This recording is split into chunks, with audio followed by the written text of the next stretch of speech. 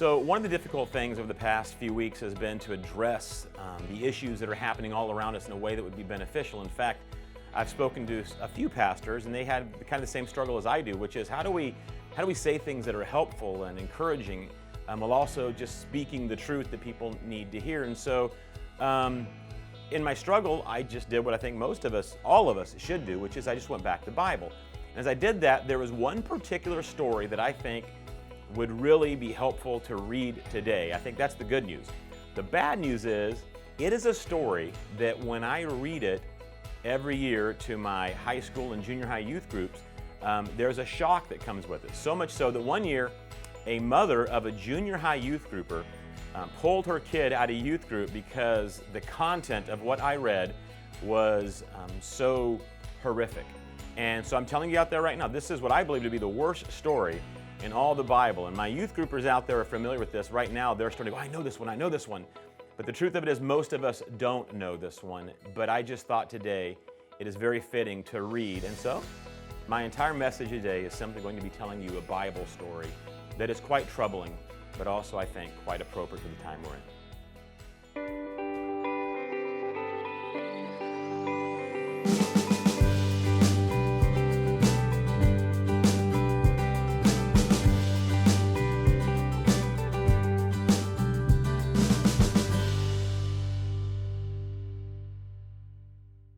So as most of you know, the Bible is made up of two major sections, the Old Testament and the New Testament. The Old Testament is the story of how God gave us this gift of relationship and how He created all of us, and then how we as a people, our first parents, walked away from that relationship, worshiping the Creator and looking to our blessings from Him and beginning to worship the created things. And so what always follows is exile when we choose to walk away from God. And so this story of how we were forced, through our own decisions, out of this relationship that God had intended for us, well, the entire Old Testament is the story of God's pursuit of us. And it's detailed through the account of the nation of Israel, through whom God said He would rise up a Messiah one day that would bring us back to Him, to reconcile us. And that is actually the story of the New Testament, the Messiah, Jesus Christ. But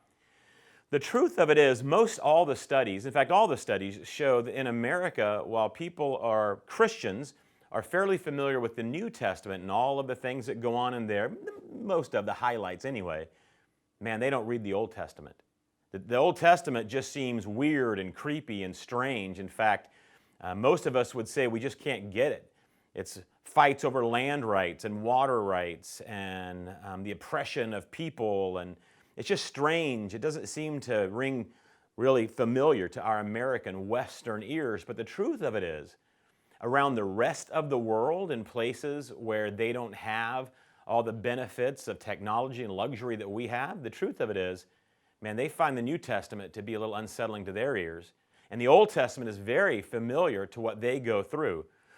Tribal warfare, oppression, people who are using their authorities all the time to oppress those who have less than them. In fact, the truth of it is actually we should really be more familiar with the Old Testament than we really are here in America. I heard one guy put it this way. He says, the New Testament, man, it shows us life as it could be. The New Testament shows what the kingdom of God, as I spoke to last week, manifesting itself in our hearts, what we think, what we feel, what we do. He says, man, that's the kingdom of God as it should be, as it could be, as each one of us allow God's will to be done on earth as it is in heaven. That's how life could be for us.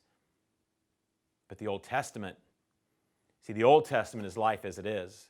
This is what this gentleman said, and it still rings true, and even more so during this time we're in right now. And so I just thought, I'm just going to read the Bible today. What an absolutely novel concept for us just to do a Bible study today. That's what we're going to do, and we're going to look at Judges, the book of Judges. And you see, there was a time in the nation of Israel's history where they had no king, and they were actually under different nations' rule. That would come over them and be sovereign over them. And what would happen would be this. It was this idea that they as a nation that they would be going okay, they'd be following God's rule, following God's will, even though they had no king, and then suddenly they would do something stupid.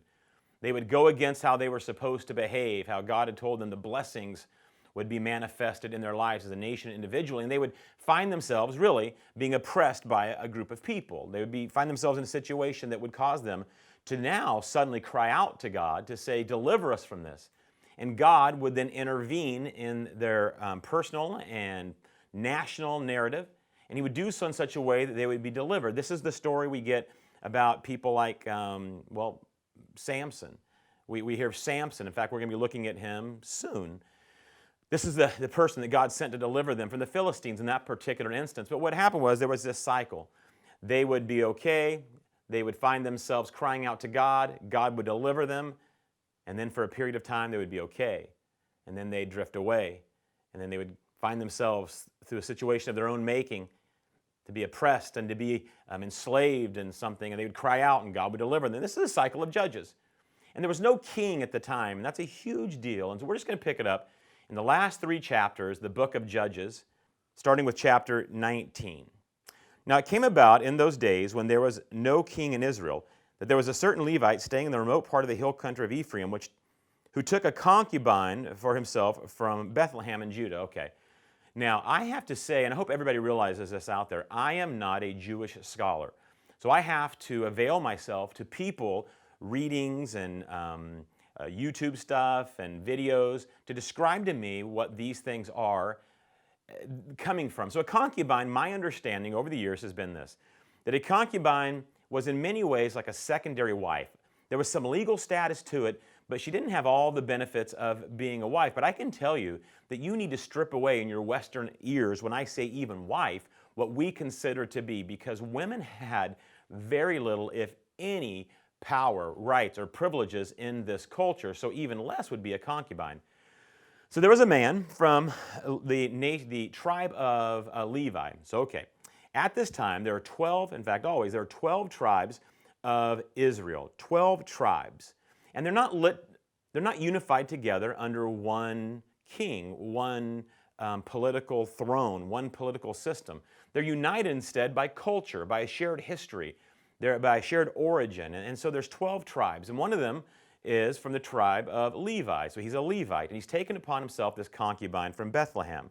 And it goes on to say, but this concubine played the harlot against him, and she went away from him to her father's house in Bethlehem in Judah. And she was there for 4 months. So something happens in this relationship, and we really don't know what happened. And in fact, this idea of harlot in my translation is also translated in others that she became angry with him, that something happened between them.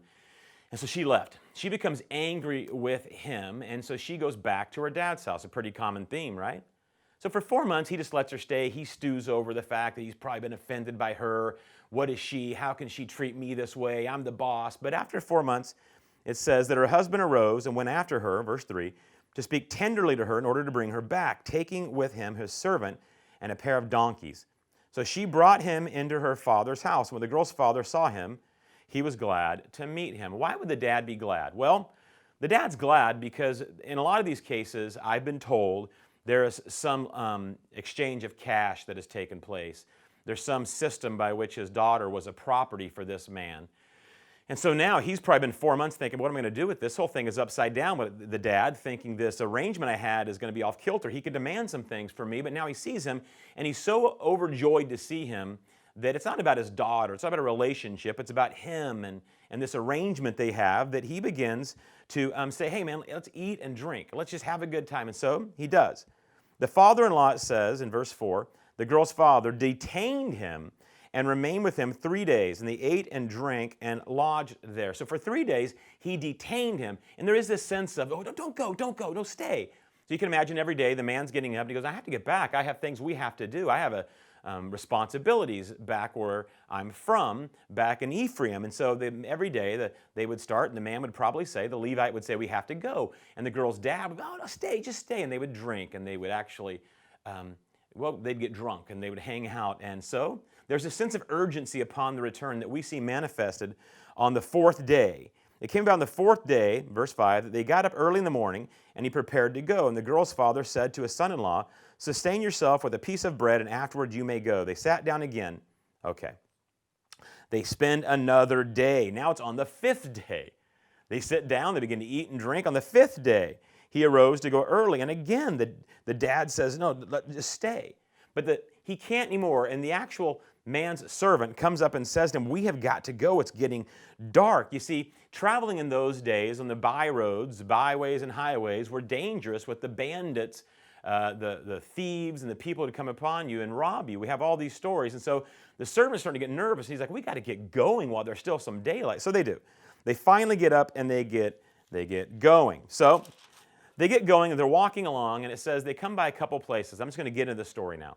They come by a couple places where the servant says, man, can we just stop here? Can we just stop here? But because it's dangerous, the man says, no, I just want to get closer and closer to where I'm from.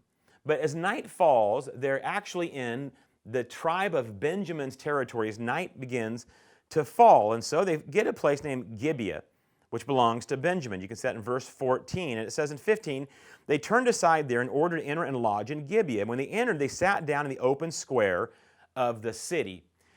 In those days, and in many areas still around the world, in some of these tribal areas, there is a law of hospitality that is ironclad, that you are to bring in people and actually assist them at the detriment and cost of even your own welfare.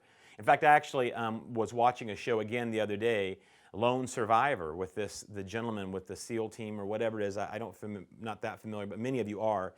And the gentleman who took him in that time, in this movie, actually did so at great risk to his own family and applied that to kind of what's the law here, the law of hospitality. But the truth of it is he sits there, the concubine, the Levite, and the servant, nobody, it says, comes to invite them into the house. But then an old man who was coming back from work sees them, begins to have a conversation. It turns out he's also from Ephraim. He's also from the same area. And so he invites them into their house. And so they make it in there. And they're in there, and it says they're having a good time, that they're making merry. And then here's what happens. At some point in the night, you hear this banging on the door. And I want to say right now two things. One, if you were parents of children and your children are watching this thing, because this is a wonderful family thing, I will do my very best to make this something everybody can be a part of. But be aware that for the power of this, that to flesh it out more would be something that you might consider doing later for yourself or let this happen. But with all you guys, I'm going to go ahead and I'm just going to kind of tell you what happens in a way that perhaps is, this is PG-13, but we'll get through it in a way that everybody can be a part of, okay? But stick with me on this.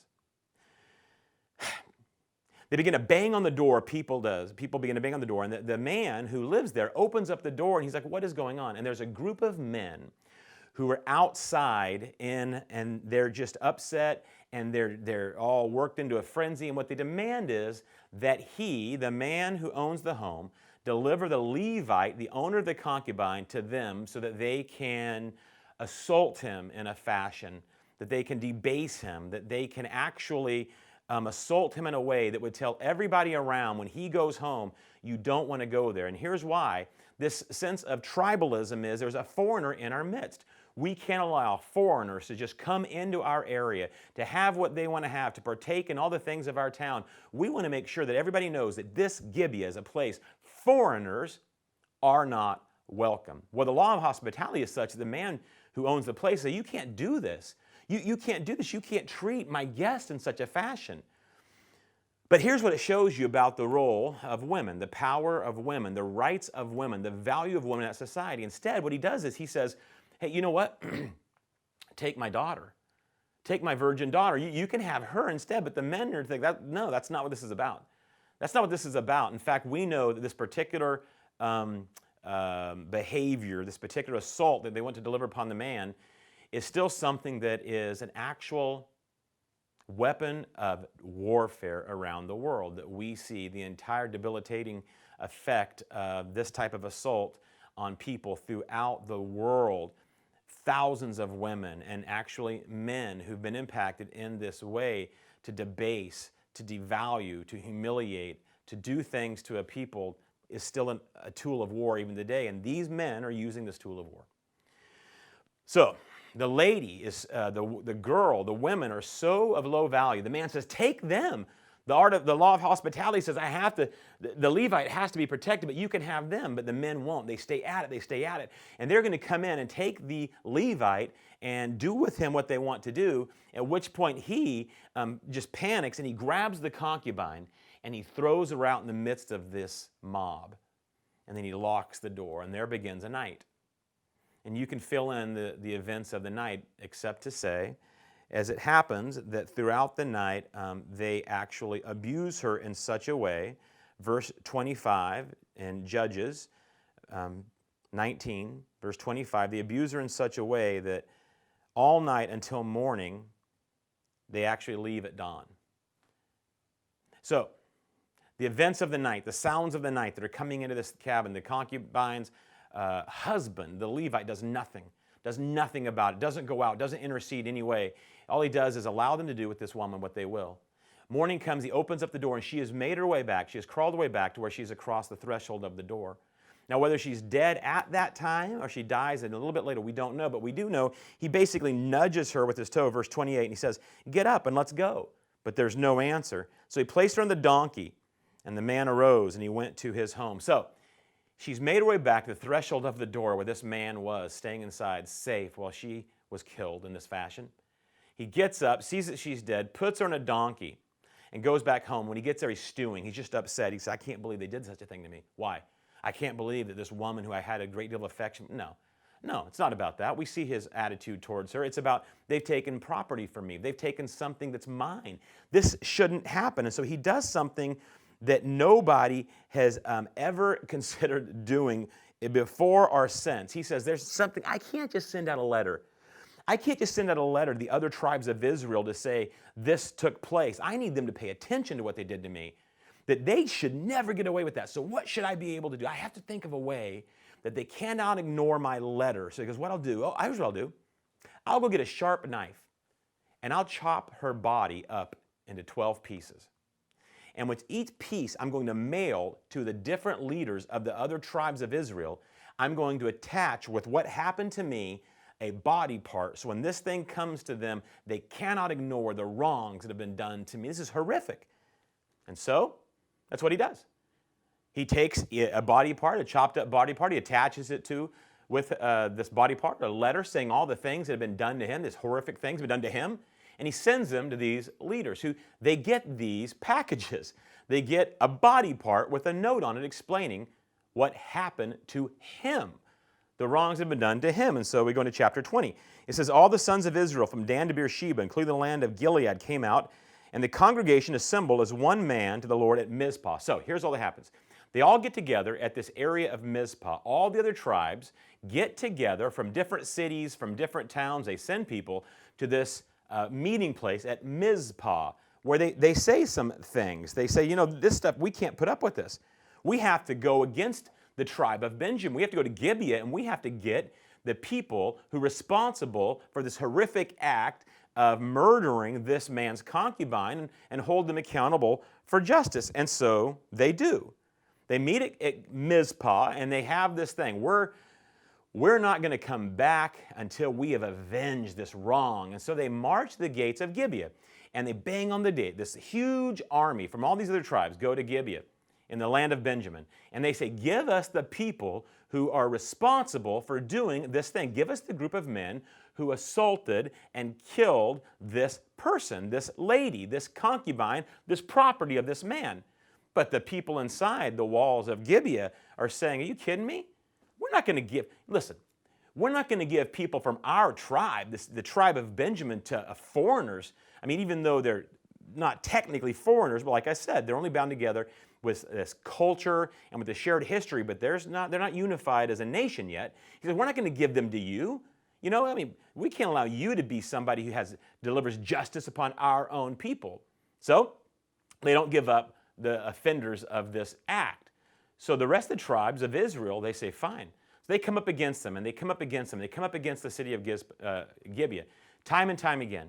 And finally, after they've just been driven off, what they do is they have the tribes, they have armies stationed along the outside of Gibeah in the woods.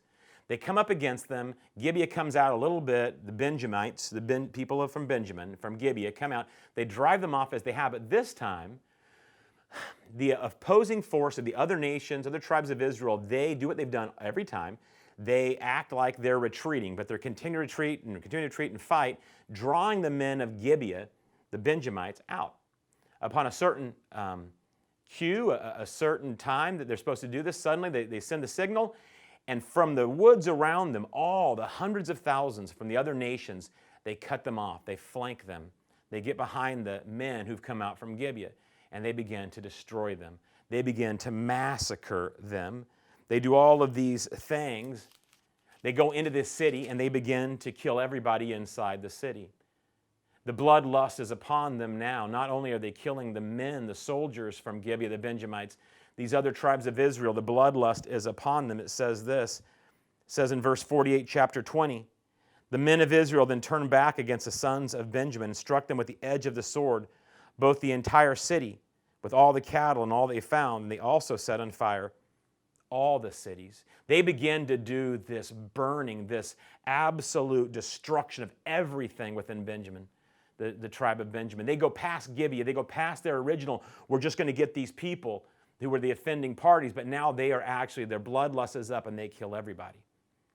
An entire tribe is wiped out. So they go home and the bloodlust settles off of them and they get together. Now we're in chapter 21. And they begin to realize something. We killed them all. That these are our people. The tribe of Benjamin that God had set before us, 12 tribes. That's what he had set to bless, was 12 tribes. He had set this thing up, and we've destroyed an entire tribe. Now, they begin to think, what can we do? What can we do about this? They're all gone. They're wailing, and one guy comes up and says something like this. He goes, no, actually, there's actually 600 of the men who escaped, and they were hiding in the rocks. See, at some point in the battle, these 600 men had just made a break for it. They had seen the tide turning against them. These 600 men from Benjamin, from Gibeah, they had actually ran and they were hiding in the rocks. You can see this back in 20, verse 47. 600 men had turned and fled toward the wilderness, the rock of Ramon, and they remained at that rock for 4 months. So for 4 months, they were hiding out. So for 4 months, the people in the 4 months that has happened since they have been routed, they have been destroyed. The 600 are waiting up there, wondering what they're going to do. The other tribes' bloodlust has settled down. They're beginning to realize the severity, the enormity of what they have done, and they begin to wail and be upset because we killed all of our own people, an entire tribe. But somebody comes and says, no, there's 600 of them. There's 600 of them, and so they think we have to come up with a plan. They're thinking, man, the problem is you have 600 men, but for this tribe to be repopulated from what we have done, we also need 600 women, but they had a problem. You see, when they had been at Mizpah, chapter 21, verse 1, the men had sworn, saying, none of us shall give his daughter to Benjamin in marriage. So everybody at Mizpah had sworn an oath that had showed up and said, man, we will never allow any of our daughters to ever marry someone from Benjamin's tribe, ever. But now they got a problem. Now the severity of what they have done requires that they find wives for these 600 men. What do? So they sit around and they think, we got to come up with something. So somebody says, well, wait a minute. Verse 7, what shall we do for wives for those who are left, since we have sworn by the Lord not to give them our daughters in marriage? Verse 8, and they said, what one of there in all the tribes of Israel who did not come up to the Lord at Mizpah? So, hey, go back, get the list, get all the stuff. I want all the lists of all the cities and towns that came to Mizpah and swore that their daughters could not be given to people of Benjamin, men of Benjamin in marriage. Take a list. And they discovered there's one city that apparently didn't get the memo to come to Mizpah, and that is Jabesh Gilead. So it says, when the people were numbered, behold, they read it, not one of the inhabitants of Jabesh Gilead was there, so their problem is solved. You see, what they do is they get 12,000 men, and they march to Jabesh Gilead, this small town who has no idea what's going on, has no idea the absolute horror that awaits it. They're out there just waiting and working and tending their fields, the wives, the mothers, the daughters, the sons, going about their daily lives when, it says, they were struck. They found among the inhabitants of Jabesh Gilead 400 virgins who had not known a man, and they brought them to the camp at Shiloh. You see, they killed everybody else. There's 12,000 men sent by the tribes of Israel to find wives at Jabesh-Gilead, because Jabesh-Gilead had had the mistake of sending no one to swear that they wouldn't. Well, they march upon them and they kill everybody. They kill them all, it says, this is the thing you shall do. You shall utterly destroy every man and every woman who has lain with a man. It says, go and strike the inhabitants, verse 10, chapter 21. Go and strike the inhabitants of Jabesh-Gilead with an edge of the sword, with the women and the little ones. They kill everybody except the 400 young women who had not known a man. And they take them to their camp, and it says in the land of Canaan, and they take them, and they go to the place, this rock at Ramon, where the people, these 600 men are, and they're like, hey guys, come out of the rocks, we have something for you, we have some women for you, sorry. So the men come out, and the first ones who get there, the first 400, they just claim these terrified, screaming young girls who just a few days earlier had been living at home but had been kidnapped, now delivered in the hands of men they had never met against their will. But even that, the math was wrong. You see, it says that things weren't quite right. There was only 400, so that left 200 men who begin to say, what are we supposed to do? What shall we do for the wives of those who are left, since the women are destroyed out of Benjamin? Because there wasn't enough. So they started to think about it, and they go, man, we have to find 200 more wives, so what do we do? Now this is when it gets, in my mind, it's just, man, once you give in, where does this end? Verse 19 of chapter 21. They said, behold, there is a feast of the Lord from year to year in Shiloh, which is on the north side of Bethel, on the east side of the highway that goes up from Bethel to Shechem, on the south side of Labon. I don't know how to pronounce these, but anyway, you get the idea. And they commanded the sons of Benjamin, saying, here's what you're going to do. So let me give some background on this.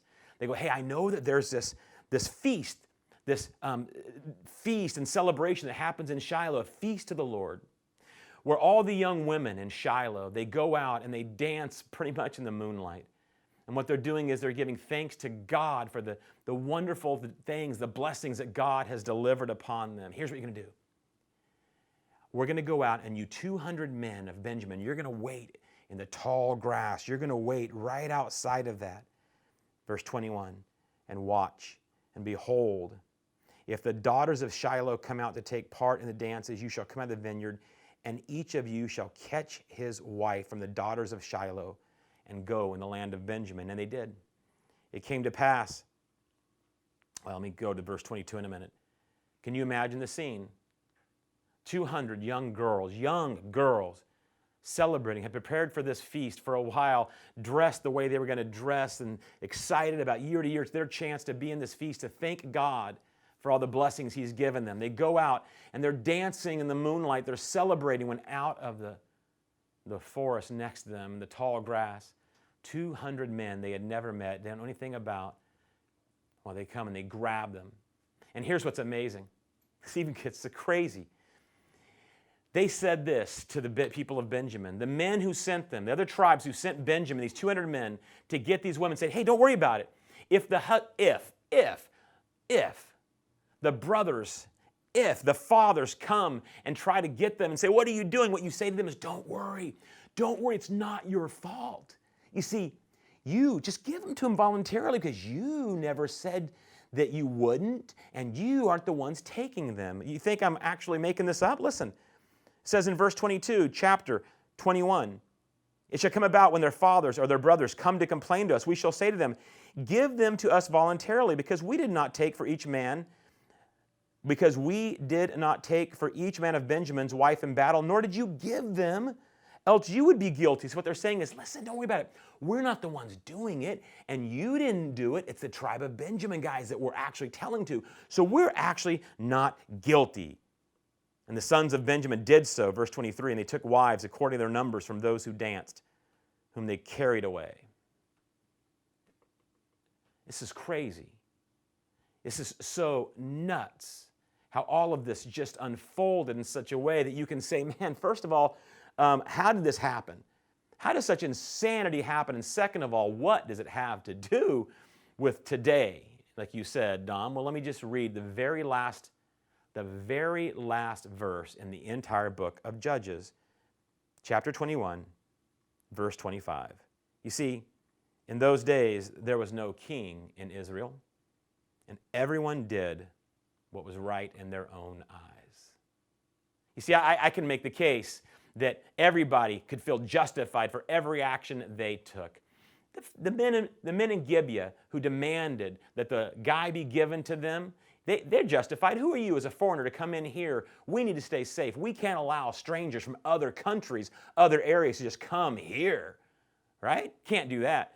The guy who chopped up his concubine, he can be validated in his own eyes by saying, what's been done to me cannot be ignored. I am justified in any behavior that I take to make sure that my cause can actually be heard.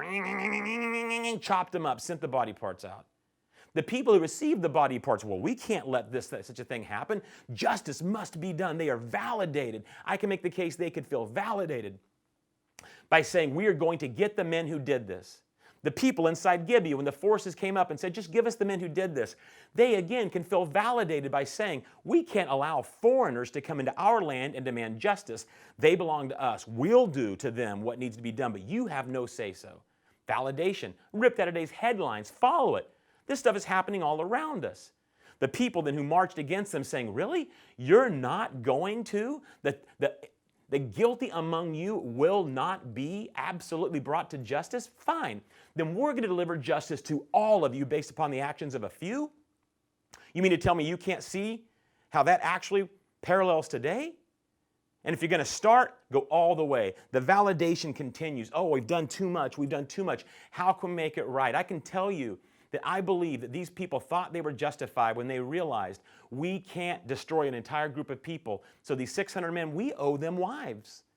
I can tell you, they justified their mind when they said, what city did not come and make the vow they would not give their daughters? They're justified. They probably said, well, they had every right to come here. We sent out a letter to everybody. That town's the one who decided not to come, so they're going to get what's coming to them, which is we're going to kill all of them and take 400 virgins from them. We're going to kidnap and deliver them to be... They felt justified in their own eyes. Everything could be justified. Oh, wait a minute. There's 200. It gets to this idea of justifying and justifying and justifying. Each behavior comes to its spear point, comes to its tip in the last bit where they say, okay, fine. Now we're just going to go ahead and tell them where the girls are. We're going to tell them that nobody's going to fight them when they kidnap them and take them. But we're not guilty. We're not guilty in any way. This is what they literally said, because we're not the ones taking them. And when their fathers try to say, stop, we're going to say, it's okay for you even, because you're not giving them voluntarily. You see, when we all begin to do only what is right in our eyes, the Bible tells us where we're headed. It says, there is a way that seems right to a man, but in the end, it leads to death. Proverbs 14:12. You see, we all want to justify with what I believe is right, but every time we follow that road, it has a natural conclusion, which is death, which is relational heartache, which is why the Bible says, again in Proverbs 4:23, above all else, guard your heart, for everything you do flows from it. The issues of our heart are of utmost importance, because when we begin to say, I'm only going to give in to what I think and then what I feel, and I'm going to act on what those feelings drive, we have made ourselves the king. And let me tell you, there is no king in that scenario. And we will all do what is right in our own eyes. I hope you guys get the point of this and the parallels today. This past week, as I was trying to think of what to talk about, I thought I can't say anything more fitting than this. And if it shocked you, I hope so. If it came to your ears as harsh, this is the world as it is. And we are called to not be of this world, but to be in it for sure. But to actually, like I said last week, to be a different way, to have a king in our lives that we follow, that we subjugate our hearts and allow His heart to be manifested in such a way that we look drastically different than this. But the truth of it is, far too many of us right now, and I'm speaking to believers again, have allowed ourselves to justify our words, our posts, our actions, our behaviors because I'm justified. And I'm giving you today the natural conclusion to that path of thinking. So I'd encourage you guys, man, embrace this. Because again, the New Testament and all the things we talk about is life, man, as it could be. And I encourage you to shoot for that. Always allow that to be manifested. But I want you to take a moment today and realize that in the Old Testament, we have found ourselves right with life as it is. That story that we just looked at is actually one I share with youth group over the years, with high school and junior high youth group. And again, you know, I make sure to edit it in such a way that it's not just salacious or sensational, but the point that I'm always making to them is the same one I'm going to make to you right now. Everything in Scripture is beneficial to us. That somehow this idea of it, some pie in the sky that's only for believers of a certain, everything is beneficial. And so with that in mind, man, I don't know why anyone would not want to be a part of a local church, a local place, a local gathering. You see, even if you don't believe in the things of Jesus Christ and the deity of Christ and the resurrection, I can tell you this, things in Scripture are amazingly beneficial. Why would you not want to be in a place where people love you, where you get good advice, where the things you put into play actually make your life better? I love that idea, and I also then say, and I believe, if you stick long enough, God will do His work, and you will find the cap you've put on your life will just be taken off as you become more and more a citizen of the kingdom of heaven. That being said, we want to meet. We're making plans. It is actually now a decision we've made at LifePoint that we're going to meet on Saturday, the 20th of June at 6 p.m. at the Rio Theater in Sweet Home, Oregon. And I am so terrified, nervous, excited, all of the above. But we can't wait. We want to do this thing. I invite you guys, if you know of anybody who wants to just be a part of something, again, where people love each other, where the advice that is given is good, where the music is uplifting, man, let's get together. Invite some people. I don't know what your role is going to be in the future, but I know what your role can be now, which is to pray for us and just show up and be a part of this if this is something you want to be. We're excited. So again, we are meeting June 20th, Saturday night, 6 p.m., the Rio Theater. And I hope to see you guys there because like I've said, I am tired of only looking at this camera.